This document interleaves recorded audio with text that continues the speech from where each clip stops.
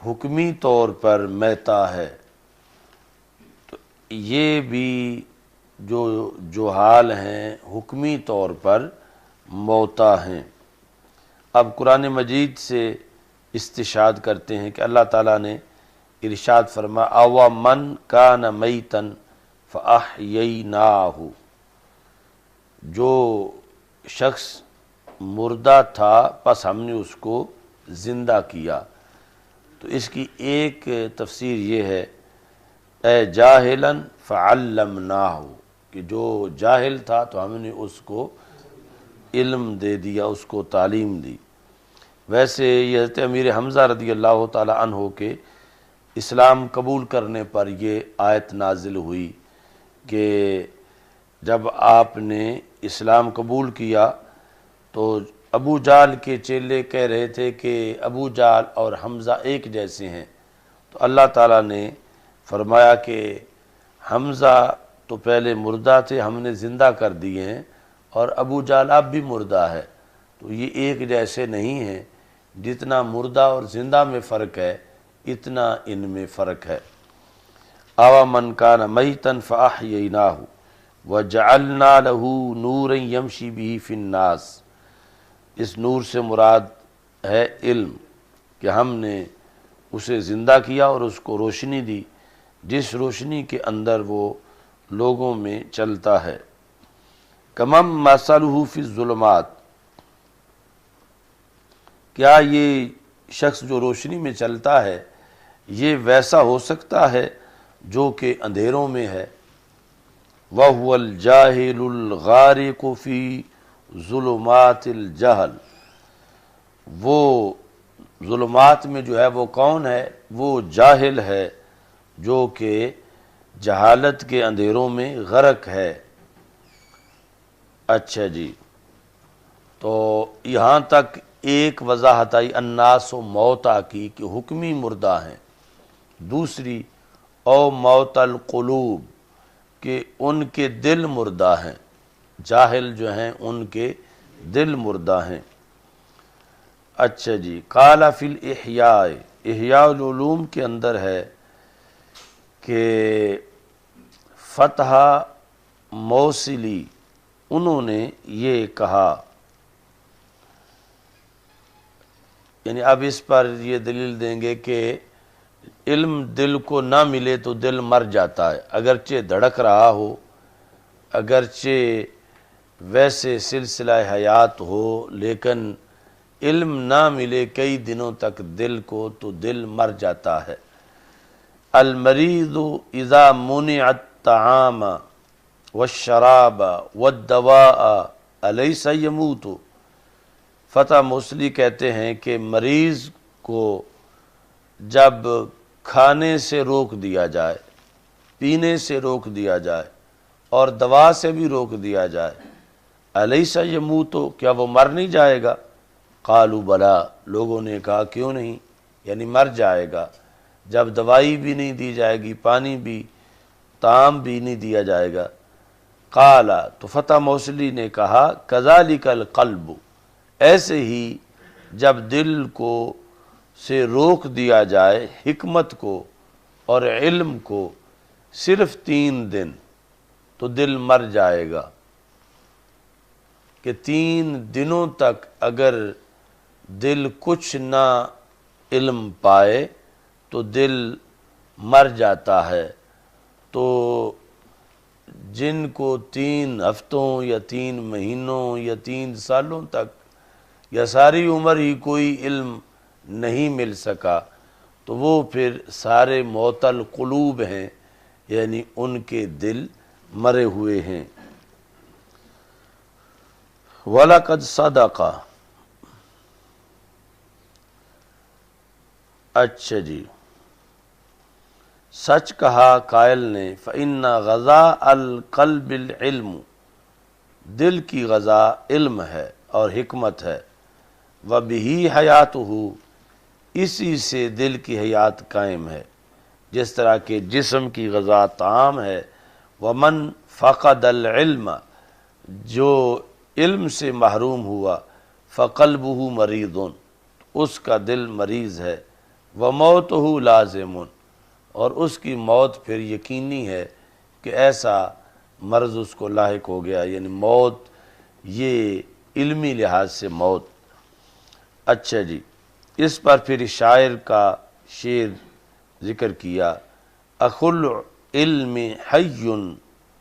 خالد بعد موتہ واوصالہ تحت التراب رمیم وذو الجہل میت وهو ماش علی الثری یظن من الاحیاء وهو عدیم۔ اخو العلم یہ ذو العلم کے معنی میں ہے، یعنی عالم، علم کا بھائی یعنی عالم۔ عالم زندہ ہے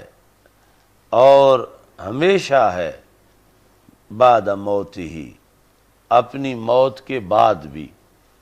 عالم اپنی موت کے بعد بھی زندہ ہے اور اسے خلود حاصل ہے، دوام حاصل ہے، حالانکہ واو حالیہ ہے، اوصالہ اس کی ہڈیاں، تحت التراب رمیم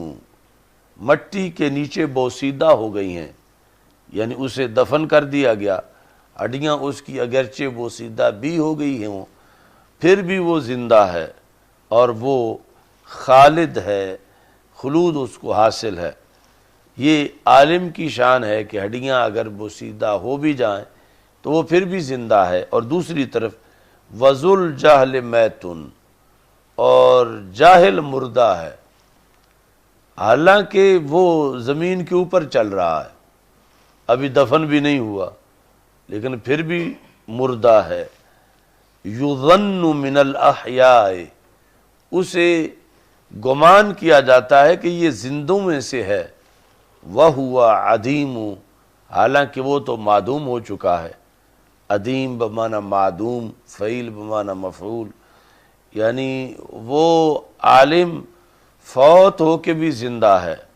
اور یہ زمین پہ چلتا پھرتا بھی مردہ ہے، اور لوگ اس کو زندہ سمجھتے ہیں حالانکہ یہ عدیم ہے۔ اب اوپر متن میں ہے وَقَدْ قِيلَ الْعِلْمُ وَسِيلَةٌ إِلَى كُلِّ فَضِيلَةٍ، کہ علم ہر فضیلت کا وسیلہ ہے، یعنی علم کے ذریعے سے فضائل ملتے ہیں۔ اور پھر العلم یرفع المملوک الی مجالس الملوک، علم مملوک کو، ملوک کی مجالس، یعنی ملوک کا جو تخت ہے، مملوک غلام ہے، علم مملوک کو ملوک کے تخت پر بٹھا دیتا ہے، مملوک کو ملوک کے تخت پر۔ لولا العلماء لہلک الامراء، اگر علماء نہ ہوتے تو امراء ہلاک ہو جاتے، یعنی امراء سے جو حقیقی امیر ہیں اور یعنی سلطنت کے، کیونکہ ان کے سلطنت کے مسائل کا شرعی حل علماء ہی پیش کر سکتے ہیں، اور شرعی حل نہ ہو تو پھر ہلاکت ہے۔ تو اس بنیاد پر یعنی جو صحیح امراء ہیں ان کی امارت بھی علماء کے بغیر نہیں چل سکتی۔ العلم یرفع المملوک، یہ حاشیے میں لکھتے ہیں قال فی الاحیاء، احیاء العلوم میں امام غزالی رحمۃ اللہ علیہ نے یہ کہا، وقال علیہ الصلاۃ والسلام، کہ رسول پاک صلی اللہ علیہ وسلم کا فرمان ہے، ان الحکمت تزید الشریف شرفا، حکمت شریف بندے کے شرف میں اضافہ کرتی ہے، وترفع المملوک، اور غلاموں کو سرفرازی دیتی ہے، حتی تجلسہ مجالس الملوک، یہاں تک کہ یہ حکمت تجلسہ مملوک کو بٹھاتی ہے بادشاہوں کی جگہ۔ متن میں ہے وَإِنَّمَا الْعِلْمُ لِأَرْبَابِهِ، ولایۃ لیس لہا عزل، علم علماء کے لیے وہ بادشاہی ہے جس کا تختہ کبھی نہیں الٹتا. لیس لہا عزل، یعنی باقی بادشاہ تو ہیں لیکن انہیں خطرہ ہے کہ کہیں معزول نہ ہو جائیں اور ان کا تختہ الٹ جاتا ہے. اور عالم جو ہے یعنی عالم ربانی اگر اس پر اللہ کا فضل رہے تو اس کی جو ولایت ہے یعنی اس کی جو بادشاہی ہے اس کا تختہ کوئی نہیں الٹ سکتا. یہ اس کا دوسرے ہوتے ہیں نا کہ ممبر ہیں قومی اسمبلی کے یا صوبائی اسمبلی کے، تو اسمبلیاں ٹوٹ گئیں تو ممبر ختم، یا 5 سال گزر گیا تو ممبر ختم. لیکن عالم کا جو ممبر ہے جس پہ یہ بیٹھا ہے وہ نہ ٹوٹتا ہے اور نہ یہ معزول ہوتا ہے کہ فلاں عالم کا فوج نے تختہ الٹ دیا ہے، اب وہ معزول ہو گیا ہے اپنے منصب سے. تو اس کا جو منصب ہے اس کے لیے معزولیت نہیں، لیس لہا عزل، یعنی یہ ایسا منصب ہے کہ جس کے لیے معزولیت نہیں ہے. اگلا شعر، ان الامیر هو الذی یضحی امیرا عند عزلہ، حقیقت میں امیر تو وہ ہوتا ہے، حقیقی امیر وہ ہے کہ جسے معزول کیا جائے تو پھر بھی امیر ہی رہے. یضحی امیرا عند عزلہ، ویسے تو جو معزول ہو جائے وہ معزول ہے، لیکن حقیقی امیر وہ ہے یعنی جو علم و حکمت کی بنیاد پر ہے کہ اسے اگر معزول کوئی کر بھی دے تو پھر بھی وہ امیر ہی رہتا ہے. اچھا جی، اب نیچے حاشیہ، وقد نبہ بہذا علی ثمراتہ فی الدنیا، کہ شاعر نے تنبیہ کی اس کے ساتھ کہ علم کا دنیا میں پھل کیا ہے. ومعلوم ان الخیر آخرۃ خیر و ابقا، جب دنیا میں علم والے کی یہ شان ہے کہ مملوک کو ملوک کی جگہ بٹھا دیتا ہے، تو آخرت میں تو واضح اہل علم علوم شرعیہ کے حاملین کا مقام ہے. ثم ذکر، احیاء العلوم کے اندر سالم بن ابی الجعد سے یہ روایت ہے، وہ کہتے ہیں کہ میں غلام تھا تو اشترانی مولایا بثلاث مئۃ درہم، مجھے میرے مولا نے 300 درہم کا خریدا. فآتقنی، اور خرید کے مجھے آزاد کر دیا. فقلت بأی حرفۃ احترف، تو میں نے یہ کہا کہ پھر میں کس فیلڈ میں کام کروں، اب میں آزاد ہو گیا ہوں تو میں کون سی حرفت شعبہ اپناؤں. یہ جو ہمارے اردو میں کہتے ہیں صنعت و حرفت، تو بأی حرفۃ احترف فاحترفت بالعلم، تو کہتے ہیں میں نے پھر علم پڑھنا شروع کر دیا، علم دین. یعنی تھا میں غلام، کسی کو رحم آیا تو 300 درہم کا مجھے خریدا اور خرید کے مجھے آزاد کر دیا کہ جو مرضی ہے آپ کرو. تو میں نے یہ اپنے دل سے مشورہ کیا تو میں نے علم پڑھنا شروع کر دیا. یعنی اتنا یہ سپیڈی مرحلہ ہے علم کا. کہتے ہیں فما تمت لی سنۃ، ابھی سال بھی نہیں گزرا تھا، حتی اتانی امیر المدینہ زائرہ، یہاں تک کہ شہر کا گورنر میری ملاقات کے لیے آیا. فلم اذن لہ، میں نے ملنے کی اجازت نہ دی.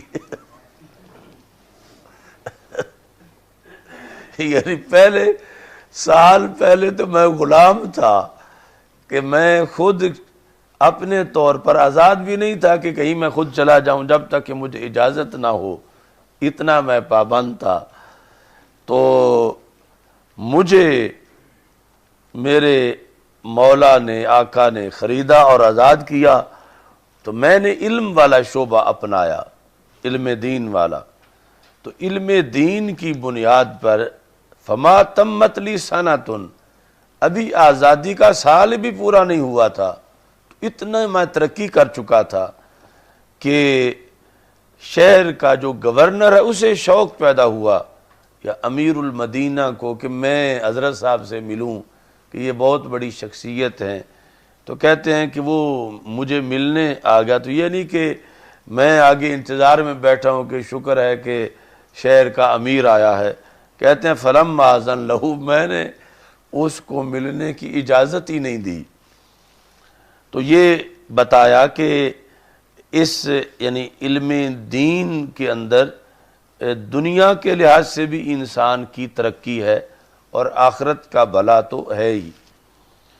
اچھا جی، وَإِنَّمَا الْعِلْمُ لِأَرْبَابِهِ وَلَایَةٌ لَیْسَ لَهَا عَزْلٌ، یہ شعر بحر سری سے ہے اور لِأَرْبَابِهِ متعلق ہے محذوف کے، اور حال ہے ولایت سے، کیونکہ نکرہ کی صفت جب اس پر مقدم کی جائے تو اس کو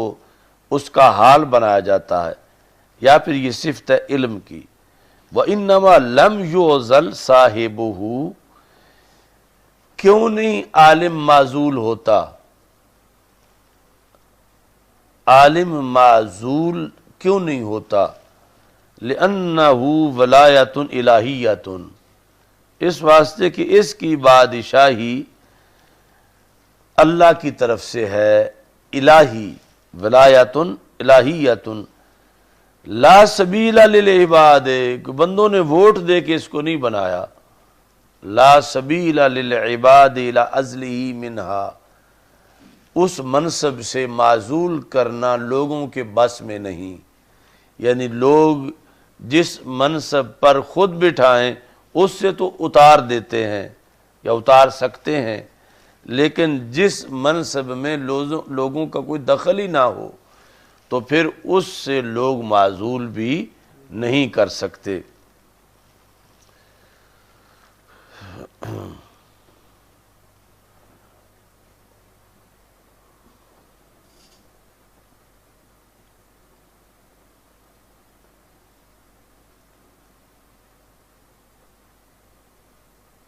مثلا جو ہے وہ غوث اعظم ہیں منصب، تو یہ نہیں کہ سابق غوث اعظم یا موجودہ غوث اعظم، بلکہ غوث اعظم ہی ہیں۔ داتا صاحب سابق داتا صاحب نہیں، داتا صاحب ہی ہیں۔ باقی خطیب داتا صاحب وہ سابق ہو سکتے ہیں کہ انہیں جو ہے وہ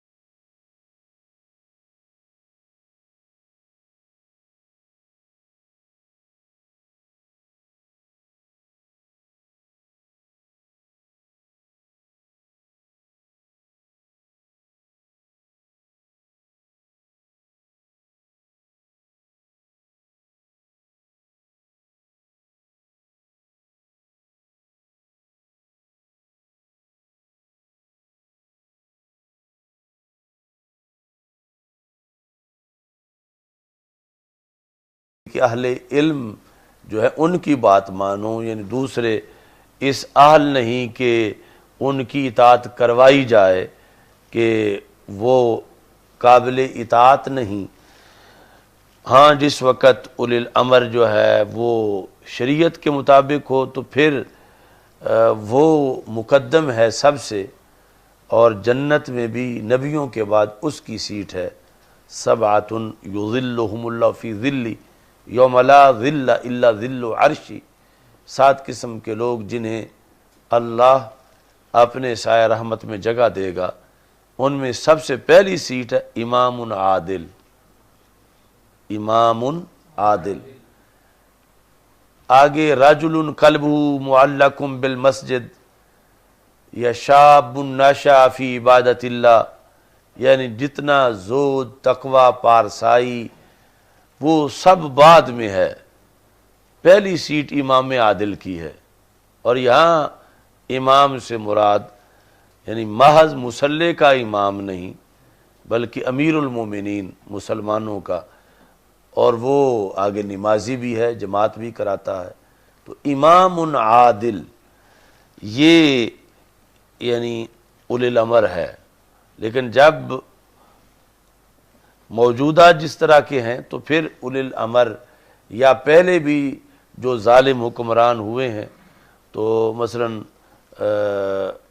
جو ابو جعفر منصور تھا امام صاحب کے زمانے میں، تو امام ابو حنیفہ اس کے مقابلے میں اولی الامر تھے، وہ اولی الامر نہیں تھا۔ تو اس طرح اگر شریعت کی روشنی میں اولی الامر ہو تو پھر وہ سارے عہدوں سے بڑا عہدہ یعنی نبوت، صحابیت، اہل بیت کے بعد اس کا ہے۔ اس واسطے یعنی امام عادل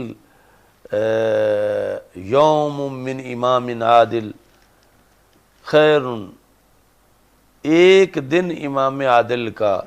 باقی لوگوں کی پوری دنیا کی زندگی سے بہتر ہے۔ یا ایک دن تو کیا، دوسری حدیث میں ہے کہ ایک گھڑی جس میں وہ انصاف کا فیصلہ کر رہا ہے وہ صالحین، صائمین، مسلین، حاجیوں، نمازیوں کی پوری زندگی سے بہتر ہے۔ اتنا بڑا اس کا مرتبہ و مقام ہے امام عادل کا۔ اور یہ بھی ایک بہت بڑا المیہ ہے کہ امام عادل کا جلسہ نہیں ہوتا، حالانکہ یہ اصطلاح تو خود حدیث میں ہے امام عادل کی، جو اصطلاحیں بعد میں امت نے خود بنائیں ان کے جلسے تو ہو رہے ہیں، امام عادل کا جلسہ نہیں ہے، امام عادل کانفرنس۔ یعنی یہ نہیں کہ باقی ضروری نہیں، اصل باقی بھی غوث اعظم کانفرنس ضروری ہے، تو وہ منصب یا وہ شعبہ یا اولیاء کے جو ہیں ڈائریکٹ حدیث میں تو ان کا ذکر نہیں، حدیث میں امام عادل کا ذکر ہے،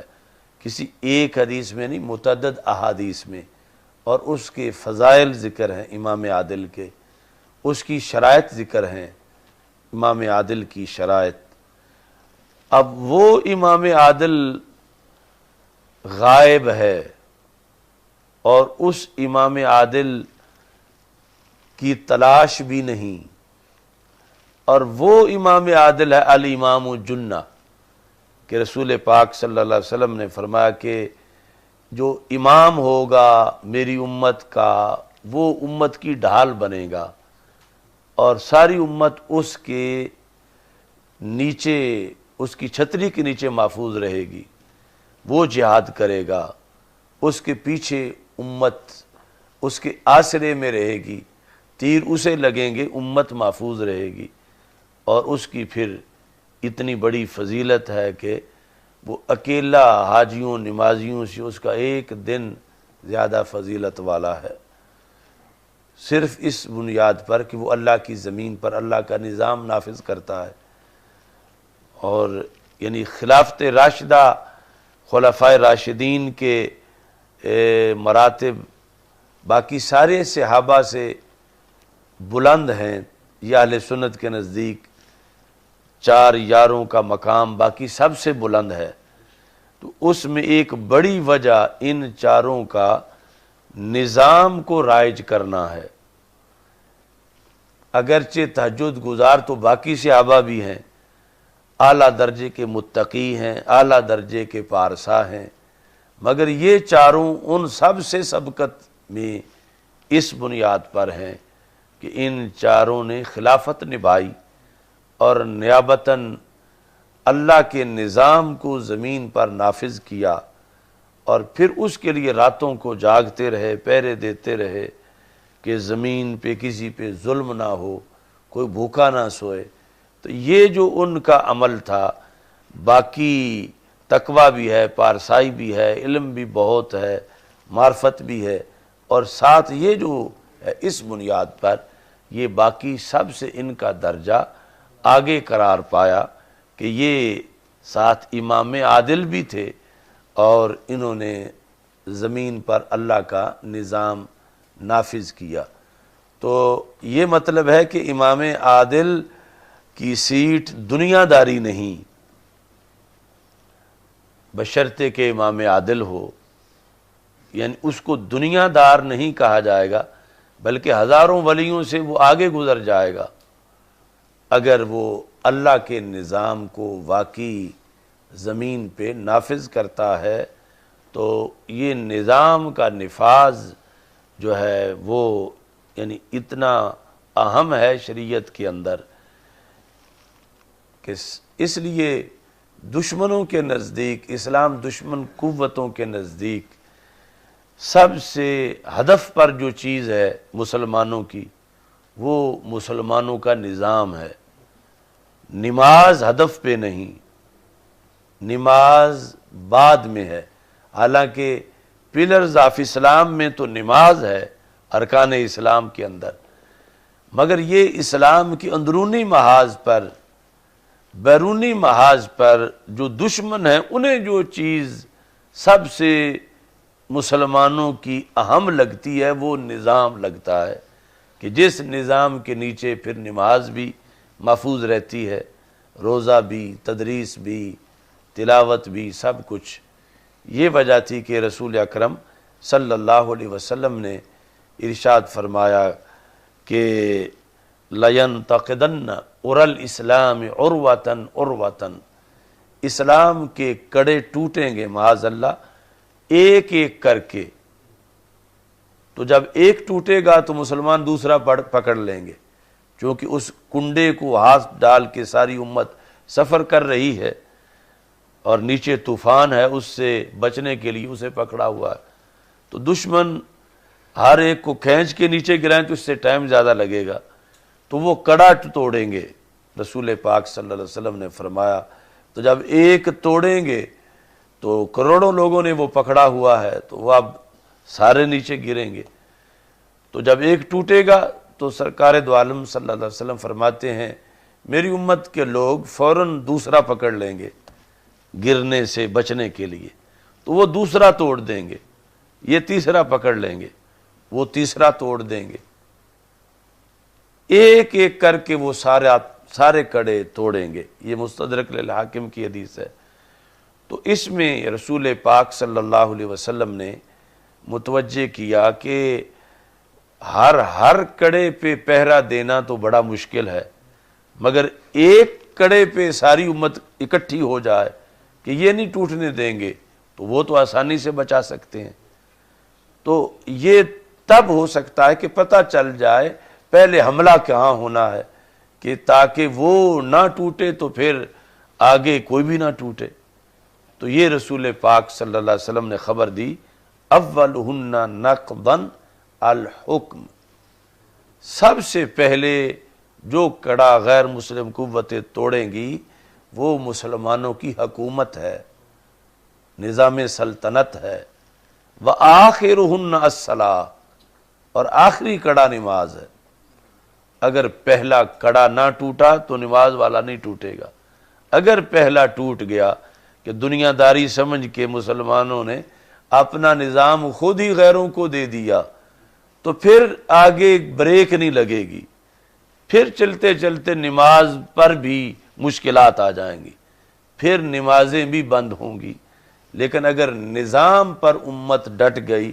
کہ ہم نظام کسی اور کا نہیں آنے دیں گے اور نظام مصطفیٰ صلی اللہ علیہ وسلم ہی رہے گا، تو اس پر آگے عافیت ہے۔ تو جو رسول پاک صلی اللہ علیہ وسلم نے 14 صدیاں پہلے خبر دی تھی، تو باطل نے تو وہی کیا کہ پہلا حملہ نظام پہ کیا، نماز پہ نہیں کیا۔ نظام پہلے اپنے ہاتھوں میں لیا اور پھر اب وہ نیو ورلڈ آرڈر کی شکل اختیار کر چکا ہے، اور پھر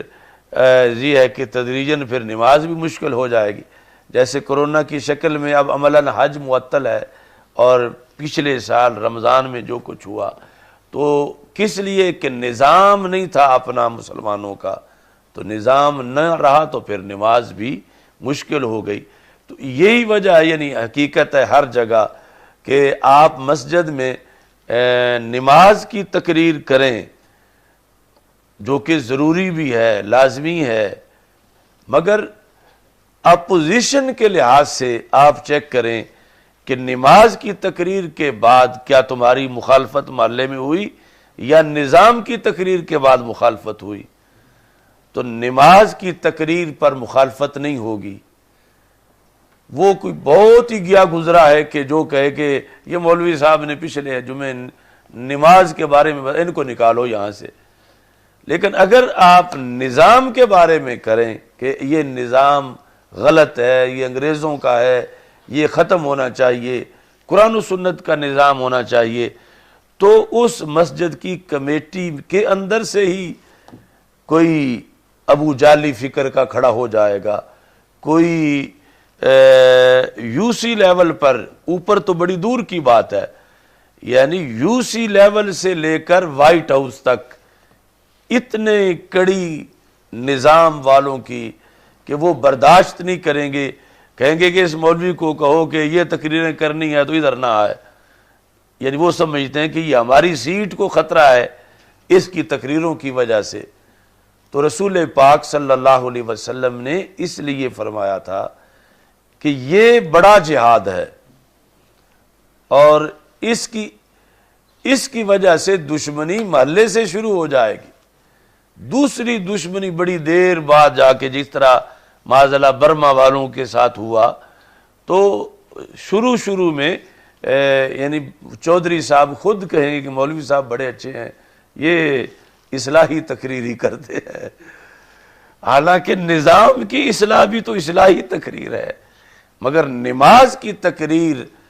جو ہے اس کو اپریشیٹ کر لے گا چودھری، نظام کی تقریر کو جو ہے وہ کونسلر بھی پسند نہیں کرے گا، آگے ایم پی اے، ایم این اے یا وزیر اعظم، وہ تو بڑی دور کی بات ہے۔ تو یہ ہے کہ اصل چپکلش جو ہے وہ شروع سے ہی نظام پر ہے،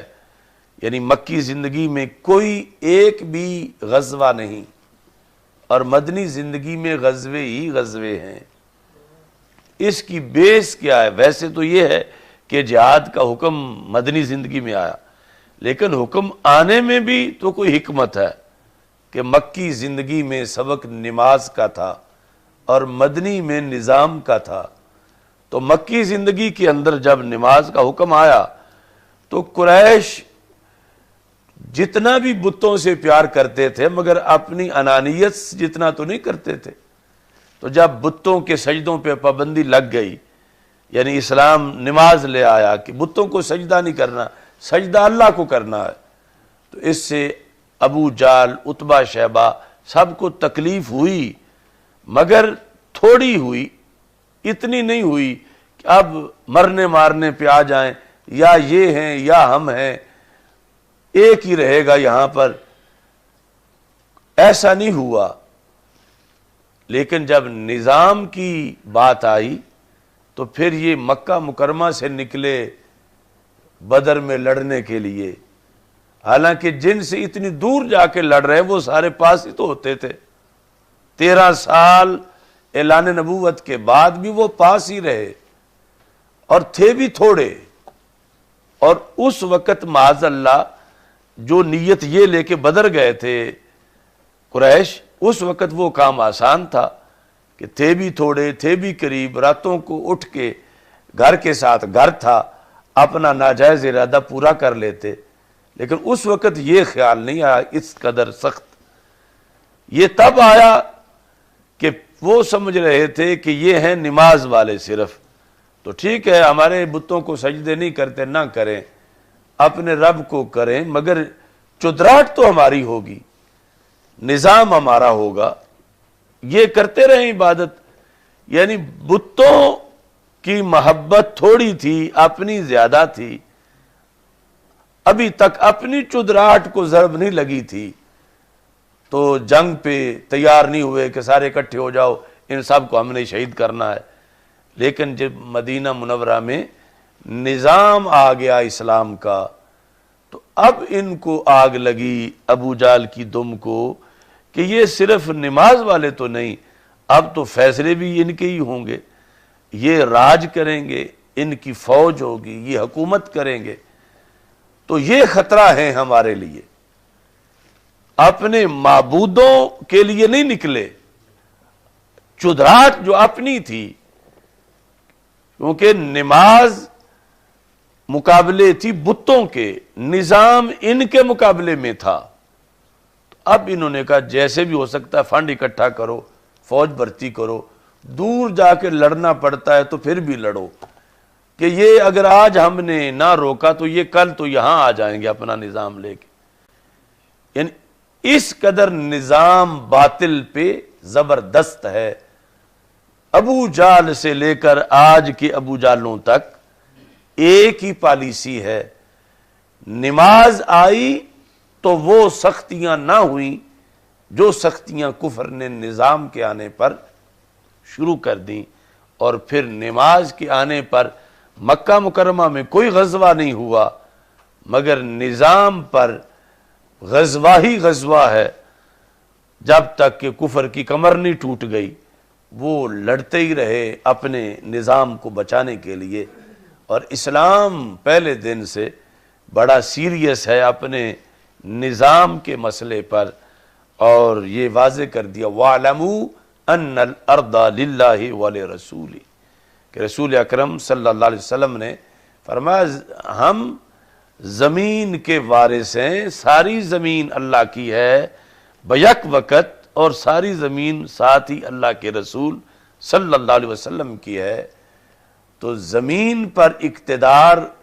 اللہ اور اس کے رسول کے دشمن کیسے لے جائیں،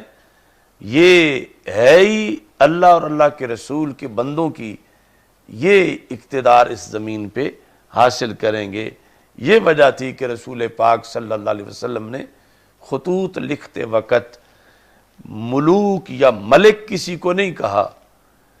الا ملک الروم نہیں لکھا. یعنی یہ اسلام کے سیاسی ہونے کی وجہ سے عظیم الروم لکھ دیا ہے، ملک الروم نہیں لکھا، کہ اگر پہلے ان کو ملک مانے تو پھر یہ ہوگا کہ ان کا تو حق ہے ملک بننا، تم ان کا تختہ کیوں لٹتے ہو. تو رسول پاک صلی اللہ علیہ وسلم نے یعنی اپنی دعوت میں بھی اس چیز کو مقدم رکھا کہ کوئی بیان بدلنا نہ پڑے. پھر الا عظیم الروم، یعنی وہاں کے روم کے لوگوں نے اس کو لیڈر بنایا ہوا ہے، یہ ملک نہیں ہے، کیونکہ میرے آنے سے سب کے تختے الٹ گئے ہیں. اب وہی ملک بنے گا جس کو اسلام ملک بنائے گا،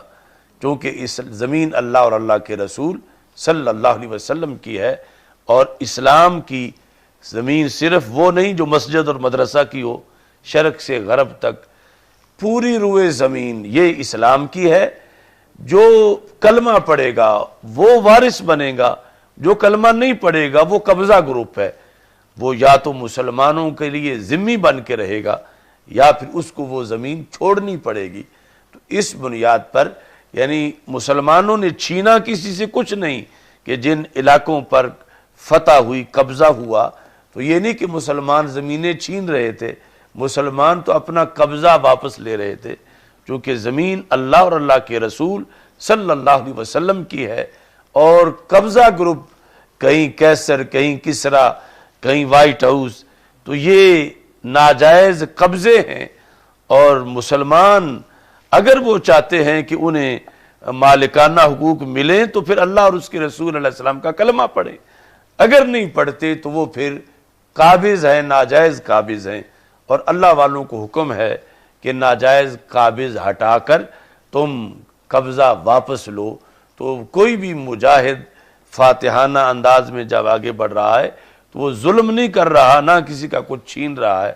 بلکہ وہ تو اپنا قبضہ واپس لے رہا ہے، چونکہ بخاری میں 4 بار ہے وَاعْلَمُوا أَنَّ الْأَرْضَ لِلَّهِ وَلِرَسُولِهِ۔ اچھا جی، اب یہاں بات اس سے چلی کہ زائل نہیں ہوتا، معزول نہیں ہوتا علم کا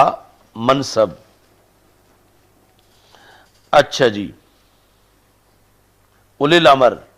ہم العلماء، آگے احیاء العلوم میں ہے ابو الاسود دوئلی جنہوں نے یہ ناول لکھی تھی، وہ کہتے ہیں لیس شیء اعز من العلم، علم سے بڑھ کر کوئی شے نہیں، غلبہ پانے کے لیے، عزت پانے کے لیے علم سے بڑی اور کوئی شے نہیں۔ الملوک حکام علی الناس،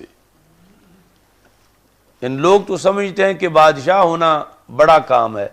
بڑا منصب ہے، تو انہوں نے کہا کہ الملوک حکام علی الناس، بادشاہ لوگوں کے حاکم ہیں، والعلماء حکام علی الملوک، اور علماء ملوک کے حاکم ہیں، یعنی اتنی بڑی حکومت ہے علماء کی کہ لوگوں کے حکمران ملوک ہیں اور ملوک کے حکمران علماء ہیں، یعنی ان کا بتایا ہوا فتویٰ، ان کا حکم، اس کے سامنے بادشاہ کو بھی سر تسلیم خم کرنا پڑتا ہے۔ اسی معنی میں ہے شاعر کا قول ان الملوک لیحکمون علی الورى وعلی الملوک لتحکم العلماء، لام مفتوح ہے، ان الملوک، بے شک بادشاہ جو ہیں، علی الورى، مخلوق پہ حکومت کرتے ہیں، اور بادشاہوں کے اوپر علماء حکم چلاتے ہیں، بادشاہوں کے اوپر۔ تو یہ بلا وجہ علماء جو ہیں ان کا آج تک روب نہیں، یہ شریعت کا روب ہے کہ یہ نائب ہیں حکم بیان کرنے میں، جو حکم اللہ کا ہے اور اللہ کے رسول صلی اللہ علیہ وسلم کا ہے، تو اس حکم کے سامنے سارے سر تسلیم خم کرنے والے ہیں، تو یہ وہ بیان کرتے ہیں، ان کو اس حکم کا پتہ ہے، تو اس بنیاد پر جب ان کے پاس حکم زبردست ہے تو ان کا روب بھی پھر حکمرانوں پر ہر دور کے اندر موجود رہتا ہے۔ چلو الحمدللہ رب العالمین والعاقبۃ للمتقین والصلاۃ والسلام علی رسولہ الکریم، استغفر اللہ لا الہ الا اللہ وحدہ لا شریک لہ لہ الملک وله الحمد وهو على كل شيء قدير، رب يسر ولا تعسر وتمم بالخير وبك نستعين، رب يسر المؤتمر ولا تعسر وتمم بالخير وبك نستعين،